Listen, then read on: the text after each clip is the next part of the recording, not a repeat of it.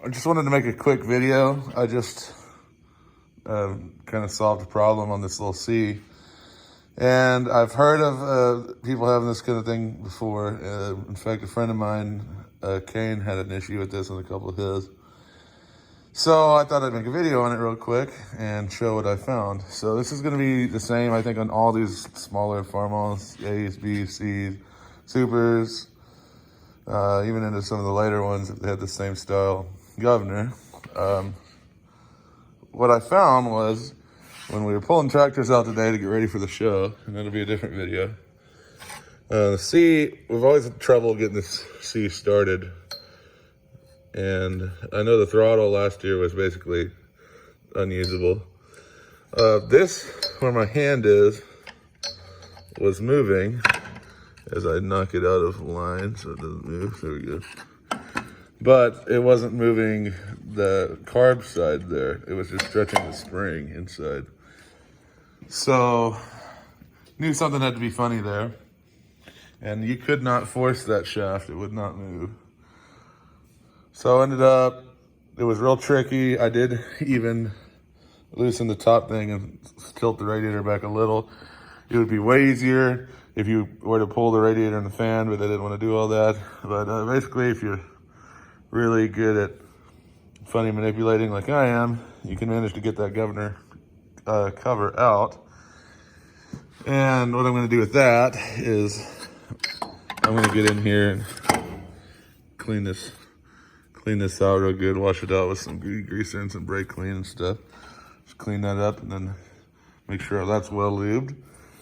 And anyways, you can get the cover off if you're real careful. And what I found was the collar that pushes the weights. The weights were like this, and this collar would not go down. It was stuck like up there. And so I pulled this out, pulled a little like load set. I don't know what you call that on this. I know on like a DV2 injection pump, it's got one of these on the end of the shaft. It keeps the load on the injection shaft. So I guess it's kind of a similar thing. Or however you want to, put it. You know what I mean. Anyways, pulled that out of the end so I didn't lose it. Pulled the little bearing thing.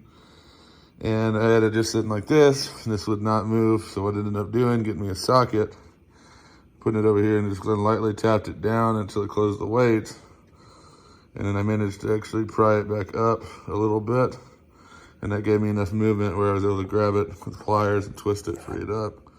And then I cleaned the shaft, greased this up a bit, and works fine now.